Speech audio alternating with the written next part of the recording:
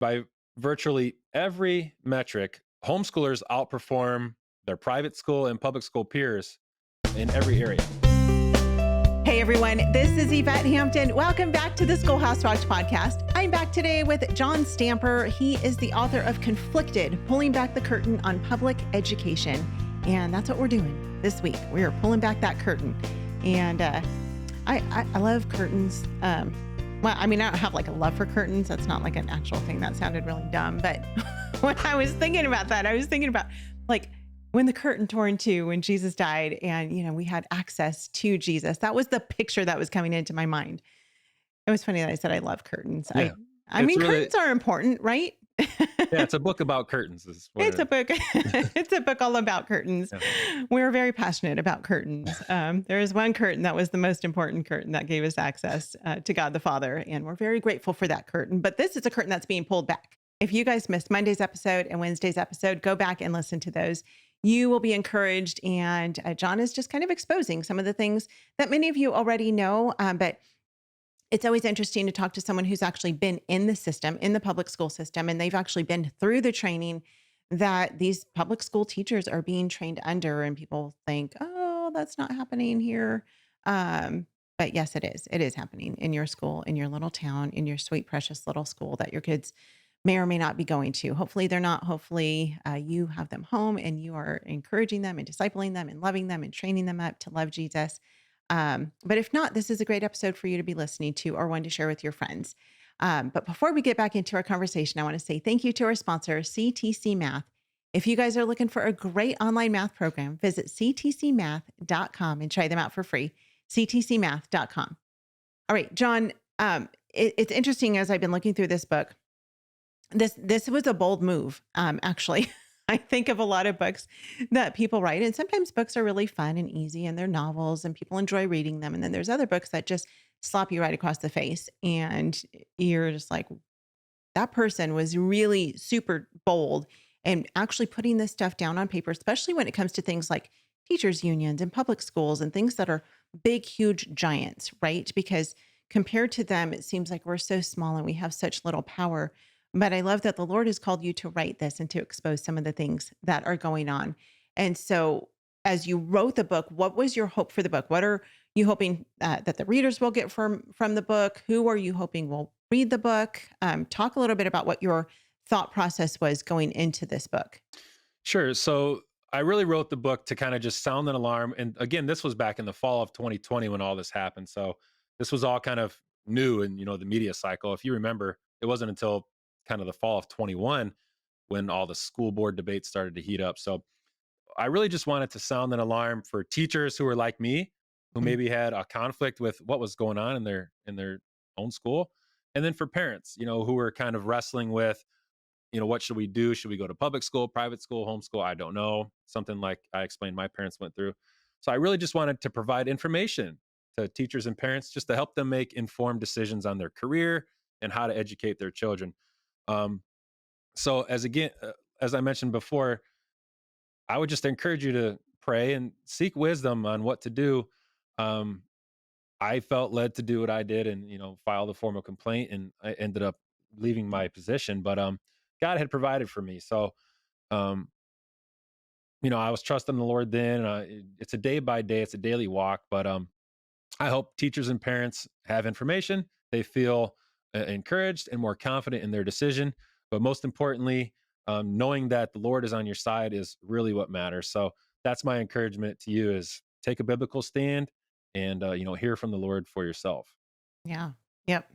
I want to talk about homeschooling for a minute because as someone who had been homeschooled and you've worked in the public school system and you're familiar with homeschooling, I know you've got a little one on the way right now, so you're not yet to that stage of homeschooling your own children. But as you look at the contrast between public school and homeschooling, what do you see? And what do you see as some of the benefits of homeschooling?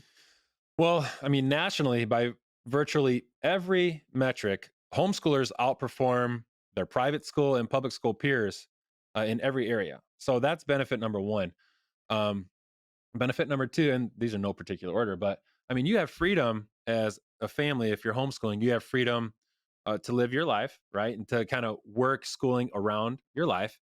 You have freedom to choose the curriculum that you want to choose, like a Christian curriculum, which I'm involved with. And most importantly, you get to, who knows your kids better than you? Who Hmm. loves your children more than you? Nobody, right? Nobody on this earth anyway. But so no one is better suited to teach your children than you. Okay. Um, and that's my belief anyway. So those are the benefits of homeschooling. And honestly, that's something my parents wrestled with too. I talked about my dad was an iron worker, my mom was a stay at home mom. They felt unequipped to teach four children at home. They had never done anything like that.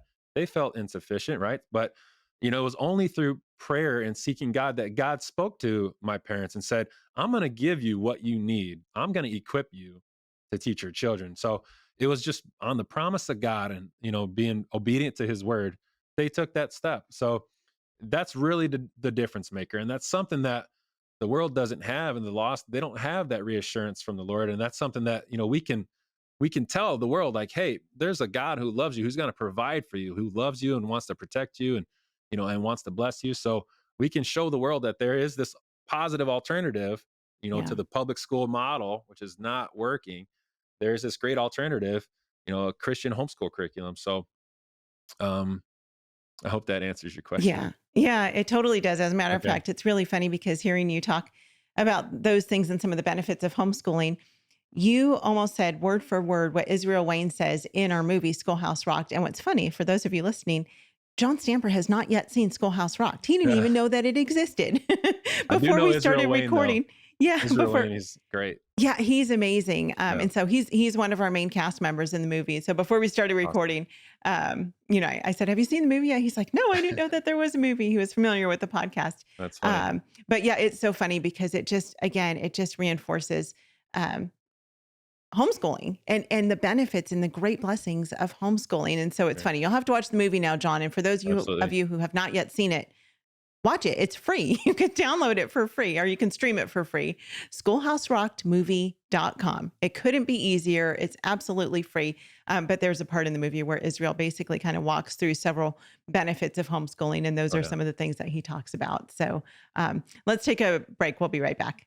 We want to thank all of our sponsors for making this show possible: BJU Press Homeschool, CTC Math, Apologia, and IEW. Without them, we wouldn't be able to do this.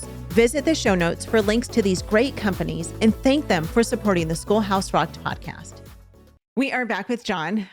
John, it has been fun talking to you this week. This book is fantastic. It's full of information. It's full of encouragement, but also really just kind of exposing again what is happening in the public school system. I think again, people still need to be reminded about what's going on in these institutions. It's not what a lot of people think it is. Oftentimes people think, it's not happening where I live, and it really is actually happening where you live. So thank you for writing this. What is your last bit of encouragement or advice that you'd want to leave for our audience? Sure. Thank you. And thanks again for having me. Thank you everybody for taking the time to listen.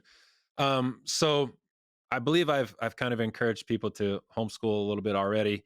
So I want to kind of talk to the parents who are sticking with public school or even private school. I want to give you guys a few helpful strategies, helpful tips on how you can try to prevent, political ideologies from coming in your school, or to prevent your children from being indoctrinated. So, based on my teaching experience, here are some things that I think you should look out for or get involved with. First of all, teacher trainings. Now, teacher trainings can come in a couple different forms, but most importantly, the online mandatory teacher trainings, I believe, are one of the most prevalent ways that ideologies are snuck in behind the curtain into public schools. And the average parent will never see it because it's a private teacher training. Yeah.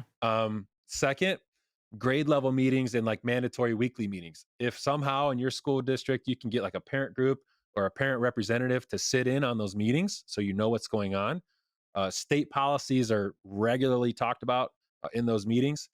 Um, and second, one of the most important things to know about are special events or special speakers. Like schools have special weeks. For example, in Chicago Public Schools, in June, they celebrate Pride Month or Pride Week, right? So the whole school is decked out with, flags and this and that, and students get handed out bracelets and pins and things like that, and they can join ally clubs in the hallway. There's no parental consent going home. This is just happening. And the speakers are coming in, and there's a school assembly, and kids get excited about that stuff. A school assembly, we don't have to do math. Awesome. Right. We get to go sit in the gym and learn about, the colors of the rainbow and what LGBTQ plus means, and how many genders I can be. Kids get excited about these things, right? And they want to hold on to it because it's fun, right? We don't have to sit in class. So those are the things to really be aware of, the trainings and the special events. Other than that, I mean, talking to your children daily, of course, being involved with the curriculum adoption process, what textbooks are coming into the classrooms, very, very important. So those are just a few of the suggestions that I want to give you. There's more that I mentioned in my book, but if you guys can, remember those or jot those down, I think it'd be really helpful for you. Are parents able to go to teachers trainings and different things like that that are taking place in the schools and, No, choosing curriculum? Okay. I didn't think no, so. So that's it's just why. something you need to be aware of. Yeah, Yeah. yeah. Um, I mean, PTOs. School district, every school district should have a PTO. And I'm not going to say they're not allowed. It's just not common practice. I don't think I've ever had a parent just come in and sit in on meetings like that. Right. But that's something you can request and demand Hmm. because of what's going on. So I mean, Sure. they're your kids, Yeah. and because it's not happening, that's in my opinion part of the problem. That's Sure. why we're having these problems. Sure. Yeah, Yeah. Yeah. This is where we say my tax dollars are paying your paycheck yeah, and you're teaching this to my student. So I want to know what's yeah. going on. It might be an uncomfortable conversation to be Yeah. had with school leadership. Yeah. But I Yeah, agree. If more parents would stand up and stand yeah, firm and say, nope, we want to be involved in this and we want yeah. to know what's happening, then, or just take your kids out altogether. At least That's having a the better representative thing. sit there just so that Sure. at least someone knows what's going on. Yeah. Whether you have a vote or a voice or not, like at least you'll know at the Yeah. very least. Hopefully you'll have an opinion, but Yeah. Yeah. yeah, Yeah, in the movie, Brian Osborne, who also was a public school teacher for 13 years, and he talks about how, we have to know what's going on in the public yeah, school and what our kids are being taught. And then when they come home, we have to undo it all. And yeah, that takes so much work. Like it takes so much work for any parent to have to undo what has already been done and taught to our kids. And it's so much easier to just keep them home and homeschool them. yeah. That's a lot less work for parents to do. Y So do the easier thing, even though homeschooling's hard. yeah, Easier than undoing. I do wanna be fair though before we leave that, like, there are many great teachers and principals out there Sure. and school leadership. Absolutely 100% would never, say otherwise. But like we've talked about the systems and the things like this and the politics, how they creep in, and Yeah. teachers who have a conflict with this are in a tight spot because their career is on the line. So Right. I don't at all want to say that every teacher, every school is this way, because Right. I have many friends and families that are teachers and principals, and so there are a lot of Christians still in the public schools. So keep them in your prayers too, because they're really the battlefield too. Yep, yep. They are on the front lines of this Yeah, battle. It is a fierce battle, and one that needs to be fought.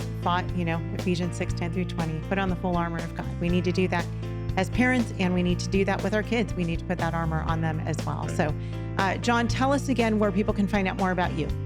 All right, masterbooks.com/conflicted. That's where you can find my book. Masterbookacademy.com. You can find my homeschool courses there. And on Spotify, Apple Podcasts, and YouTube, you can find my podcast, The State of State Schools.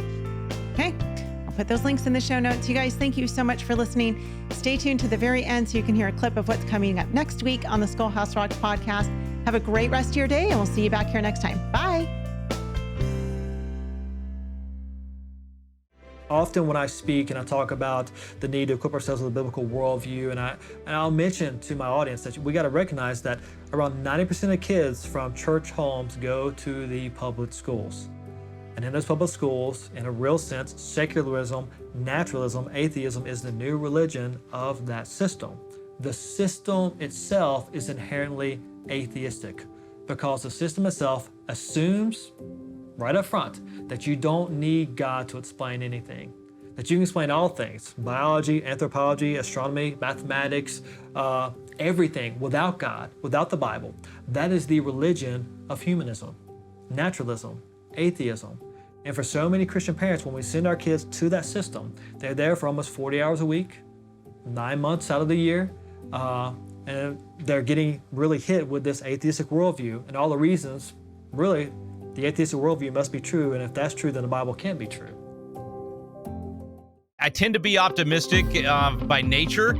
And so for me, looking at, like you're saying, the last few years and just the chaos and the destruction of the culture, I mean, it's hard to, you cannot deny that as you look around, the American culture is crumbling. I mean, that's just the truth. That's where we are. But even in the midst of that, we can look at that. And this is what the world doesn't understand. We can look at that. We can even look at the evil that is in the country, right? A lot of the stuff that's happening to children and the things that they're doing. You can even look at that evil and you can be righteously angry while at the same time having joy. Now that seems weird, like crazy, psychopathic to some people, but to us as believers, we have to be that way. We're commanded to be that way. We're told in James, count it all joy when you experience various trials. Why? Because God's using those trials to make you perfect and complete, lacking nothing. He's using it to create perseverance in you. And so even as the country is facing real challenges, in fact, I was going to jokingly start off by saying it's all over, forget it, grab your guns, canned food, go hide out at the ranch. I mean, that's how some people do it, right? That's how they feel about what's going on. They depress everybody. They can light up the room by leaving. That's not how we want to be. And in fact, that's not how we should be.